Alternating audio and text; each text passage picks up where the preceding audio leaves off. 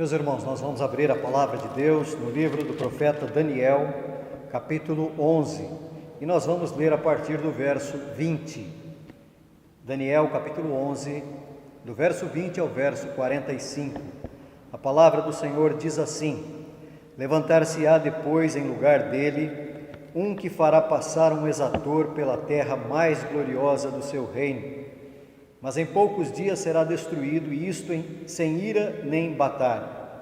Depois se levantará em seu lugar um homem vil, ao qual não tinham dado a dignidade real. Mas ele virá caladamente e tomará o reino com intrigas. As forças inundantes serão arrasadas de diante dele, serão quebrantadas, como também o príncipe da aliança. Apesar da aliança com ele, usará de engano, subirá e se tornará forte com pouca gente. Virá também caladamente aos lugares mais férteis da província e fará o que nunca fizeram seus pais, nem os pais de seus pais. Repartirá entre eles a presa, os despojos e os bens, e maquinará os seus projetos contra as fortalezas. Mas, por certo tempo, suscitará a sua força e o seu ânimo contra o rei do sul. À frente de grande exército, o rei do sul sairá à batalha com grande e muito poderoso exército, mas não prevalecerá, porque maquinarão projetos contra ele. Os que comerem os seus manjares o destruirão, e o exército dele será arrasado, e muitos cairão traspassados. Também estes dois reis se empenharão em fazer o mal, e a uma só mesa falarão mentiras. Porém, isso não prosperará, porque o fim virá no tempo determinado. Então o homem vil tornará para a sua terra com grande riqueza, e o seu coração será contra a santa aliança. Ele fará o que lhe aprouver, e tornará para a sua terra. No tempo determinado, tornará a avançar contra o sul, mas não será nesta última vez como foi na primeira, porque virão contra ele navios de Quitim, que lhe causarão tristeza. Voltará e se indignará contra a santa aliança e fará o que lhe aprouver, e tendo voltado, atenderá aos que tiverem desamparado a santa aliança. Dele sairão forças que profanarão o santuário, a fortaleza nossa, e tirarão o sacrifício diário, estabelecendo a abominação desoladora. Aos violadores da aliança, ele com lisonjas perverterá, mas o povo que conhece ao seu Deus se tornará forte e ativo. Os sábios entre o povo ensinarão a muitos, todavia cairão pela espada e pelo fogo, pelo cativeiro e pelo roubo, por algum tempo. Ao caírem eles serão ajudados com pequeno socorro, mas muitos se ajuntarão a eles com lisonjas.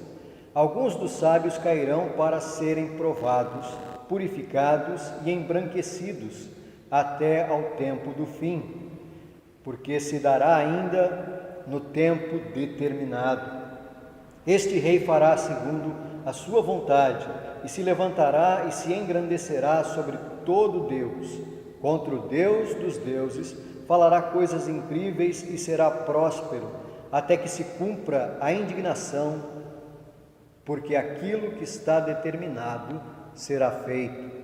Não terá respeito aos deuses de seus pais, nem ao desejo de mulheres, nem a qualquer deus, porque sobre tudo se engrandecerá. Mas, em lugar dos deuses, honrará o Deus das fortalezas. A um Deus que seus pais não conheceram, honrará com ouro, com prata, com pedras preciosas e coisas agradáveis. Com o auxílio de um Deus estranho, agirá contra as poderosas fortalezas, e aos que o reconhecerem, multiplicar-se-lhes-á a honra, e fá-los-á reinar sobre muitos, e lhes repartirá a terra por prêmio. No tempo do fim, o rei do sul lutará com ele, e o rei do norte arremeterá contra ele com carros, cavaleiros e com muitos navios, e entrará nas suas terras, e as inundará e passará. Entrará também na terra gloriosa, e muitos sucumbirão, mas do seu poder escaparão estes, Edom e Moabe, e as primícias dos filhos de Amon. Estenderá a mão também contra as terras, e a terra do Egito não escapará. Apoderar-se-á dos seus tesouros de ouro e de prata e de todas as coisas preciosas do Egito. Os líbios e os etíopes o seguirão. Mas, pelos rumores do Oriente e do Norte, será perturbado e sairá com grande furor para destruir e exterminar a muitos. Armará as suas tendas palacianas entre os mares, contra o glorioso Monte Santo, mas chegará ao seu fim e não haverá quem o socorra. Muito bem, nós chegamos aqui então à segunda parte do capítulo 11 do livro do profeta Daniel. No capítulo 10 do livro do profeta Daniel, nós temos então a introdução da última visão registrada pelo profeta nos capítulos 11 e 12. O capítulo 10 é uma introdução, o capítulo 11 e 12 são a apresentação dos detalhes da visão recebida pelo profeta Daniel. A síntese desses eventos que estão contidos no capítulo 11 e na primeira parte do capítulo 11, que nós já tratamos em estudo anterior, a síntese desses eventos demonstra que o Império da Pérsia em breve seria substituído pelo Império Grego, e o Império Grego, após a morte do seu governante, seria dividido, dando origem a dois reinos: o Reino do Norte, com sede na Síria, e o Reino do Sul, com sede no Egito. Houve momentos em que esses dois reinos fizeram aliança, mas na maior parte do tempo eles procuraram lutar entre si com o objetivo de dominar o cenário político ali na região do atual Oriente Médio durante todo aquele período. Recordando então algumas lições da primeira parte do capítulo 11 do livro do profeta Daniel. Então, o capítulo 11 de Daniel, ele em primeiro lugar deve fortalecer a nossa confiança na Bíblia, porque nós temos aqui profecias acerca de assuntos que em relação ao profeta Daniel eram fatos que ocorreriam no futuro e que na história já estão registrados. Portanto, aquilo que o profeta anunciou aqui se cumpriu no tempo determinado por Deus. Então, a primeira coisa é essa: ao estudar o capítulo 11 do livro do profeta Daniel, nós temos a nossa confiança na Bíblia, na certeza de que a Bíblia é a palavra de Deus, inerrante e infalível. Em segundo lugar, nós vimos que Deus é o Senhor da história, e Deus continua sendo Deus, mesmo que para muitos pareça que Ele está ausente da nossa realidade. Hoje nós vamos prosseguir então na exposição desse capítulo 11, a partir do verso 21. E conforme nós já mencionamos, esse capítulo é um capítulo bastante difícil, porque ele é cheio de detalhes sobre acontecimentos históricos. Há aqui o anúncio de eventos futuros, como dissemos, em relação ao profeta Daniel, e que já fazem parte do passado em relação a nós. Mas também nós temos aqui profecias sobre fatos que ainda acontecerão, profecias referentes ao tempo do fim, como diz aqui a Sagrada Escritura. Nós vamos retomar então a narrativa a partir do verso 20, que registra o seguinte: levantar-se-á depois em lugar dele um que fará passar um exator pela terra mais gloriosa do seu reino, mas em poucos dias será destruído, e isto sem ira nem batalha. Esse verso aqui, ele indica que um rei do reino do norte foi destruído, e esse rei era conhecido pelo nome de Seleuco IV. Agora aqui no verso 21, o texto continua a tratar do reino do norte e apresenta aqui um sucessor descrito da seguinte forma, um sucessor do Seleuco IV. Verso 21, depois se levantará em seu lugar um homem vil, ao qual não tinham dado dignidade real, mas ele virá caladamente e tomará o reino com intrigas. O monarca que se levantou no reino do norte, esse homem vil, né? Um homem perverso, um homem astuto, cruel e ganancioso, esse homem é conhecido na história como Antíoco Epifânio. E Epifânio é um título que ele mesmo atribuiu a si mesmo, indicando o seu caráter arrogante, porque Epifânio significa aquele que se destaca com esplendor. Então esse Antíoco, ele se diz aquele que se destaca com grande esplendor. O texto ainda diz, ao qual não tinham dado a dignidade real. Ou seja, por ele não estar na linhagem de sucessão ao trono, né, esse Antíoco não recebeu a dignidade real.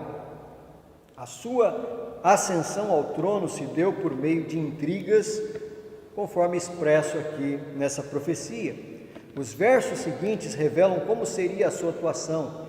Ele prosseguiria em guerra contra o Reino do Sul, organizaria diversas expedições militares contra o Egito e em pouco tempo, conforme registra o verso 28, esse homem vil acumularia grande riqueza.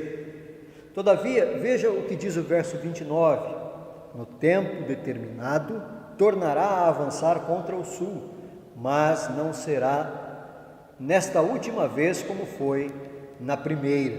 Em outras palavras, no tempo estabelecido por Deus, ele voltaria a atacar o sul, mas não seria bem sucedido como ele foi anteriormente. O verso 30 diz, porque virão contra ele navios de Quitim, que lhe causarão tristeza. Voltará e se indignará contra a santa aliança e fará o que lhe aprouver, e tendo voltado atenderá aos que tiverem desamparado a santa aliança. De acordo com esse verso, a causa do fracasso foram os navios de Quitim, ou seja, uma referência ao poderio de Roma, que obrigou Antíoco Epifânio a deixar o Egito. O texto aqui segue dizendo que ele voltará e se indignará contra a santa aliança e fará o que lhe aprouver. Antíoco Epifânio, ele então desejaria, ou melhor, ele despejaria contra os judeus toda a sua ira. E de que maneira ele faria isso? Nós temos isso registrado no verso 31. Dele sairão forças que profanarão o santuário, a fortaleza nossa, e tirarão o sacrifício diário, estabelecendo a abominação desoladora. Antíoco Epifânio declarou ilegais as cerimônias mosaicas. Ele proibiu os judeus de guardarem o sábado e ergueu no templo de Jerusalém uma estátua de um deus pagão. Agora veja o que diz o verso 32. Aos violadores da aliança ele com lisonjas perverterá, mas o povo que conhece ao seu Deus se tornará forte e ativo. Diante da perseguição, muitos judeus apostatarão, ou no caso ali, já é passado, eles apostataram da fé. Todavia, como sempre, Deus preserva e mantém fiéis os seus servos, mesmo no meio das piores tribulações. Foi nesse contexto que ocorreu a chamada Revolta dos Macabeus. O tempo de perseguição resultou na queda de alguns que professavam a sua fé em Deus. Para outros, foi uma experiência de purificação, um tempo de fortalecimento espiritual. Até aqui nós temos então profecias que falam da ascensão desse homem vil chamado Antíoco Epifânio. Todos esses eventos anunciados em primeira mão ao profeta Daniel se concretizaram no segundo século antes de Cristo. Até o verso 35, há aqui uma descrição profética que nos fala sobre eventos que se consumaram na história da antiguidade. Porém, a partir do verso 36, a visão de Daniel, ela apresenta elementos que historicamente não podem estar relacionados com os fatos consumados. Assim como em sonhos e visões em capítulos anteriores, aqui surgem indicações de fatos que se relacionam com a expressão que aparece no verso 40, no tempo do fim. Aparentemente, não há uma mudança explícita a partir do verso 36. Por outro lado, o Senhor faz com que Daniel veja, por meio de Antíoco Epifânio, a pessoa a quem ele perfigura, ou a quem ele prefigura. Ele é um tipo do passado de uma figura que surgirá no futuro. O verso 36 fala de um rei que agirá segundo a sua própria vontade, um homem que cresce em poder e fala contra Deus, contra o Deus dos deuses. Se nós abrirmos a palavra de Deus lá na segunda epístola do apóstolo Paulo aos Tessalonicenses, capítulo 2, de 1 a 4, nós temos ali o apóstolo Paulo mencionando aquele que possivelmente é o mesmo mencionado aqui pelo profeta Daniel. O texto do apóstolo Paulo, em 2 aos Tessalonicenses 2, de 1 a 4, diz assim: Irmãos, no que diz respeito à vinda de nosso Senhor Jesus Cristo e à nossa união com Ele, nós vos exortamos a que não vos demovais da vossa mente com facilidade, nem vos perturbeis, quer por espírito, quer por palavra, quer por epístola, como se procedesse de nós, supondo tenha chegado o dia do Senhor. Ninguém de nenhum modo vos engane, porque isto não acontecerá sem que primeiro venha a apostasia e seja revelado o homem da iniquidade, o filho da perdição, o qual se opõe e se levanta contra tudo que se chama Deus, ou é objeto de culto, a ponto de assentar-se no santuário de Deus, ostentando-se como se fosse o próprio Deus. Os versos de Daniel 11, a partir do verso 36, falam de alguém que age contra a ideia de Deus, que se opõe à ideia de Deus, porque o único Deus que essa pessoa reconhece é o poder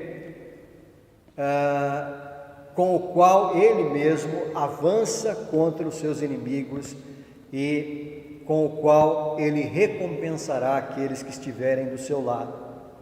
O verso 41 diz: Entrará também na terra gloriosa, e muitos sucumbirão, mas do seu poder escaparão estes, Edom e Moabe, e as primícias dos filhos de Amon.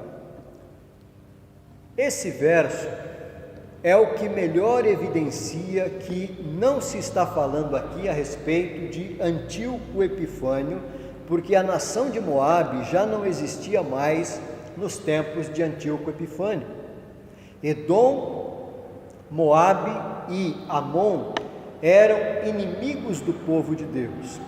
Porém, como essas nações já não existem mais, nós devemos tomar essas referências com figuras do fato de que, ao surgir o anticristo, os únicos a escapar de sua perseguição serão aqueles que se opõem ao povo de Deus. Portanto, Edom, Moabe e Amon são figuras daqueles que se opõem ao povo de Deus. Por fim, o verso 45 diz: armará suas tendas palacianas entre os mares contra o glorioso Monte Santo, mas chegará ao seu fim e não haverá quem o socorra.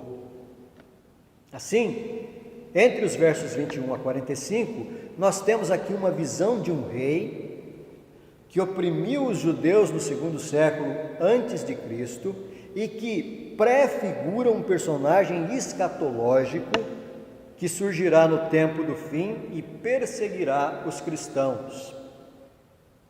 Mas o mais importante é que o capítulo termina com uma afirmação que nos transmite segurança aos servos do Senhor, porque diz assim: mas chegará ao seu fim e não haverá quem o socorra.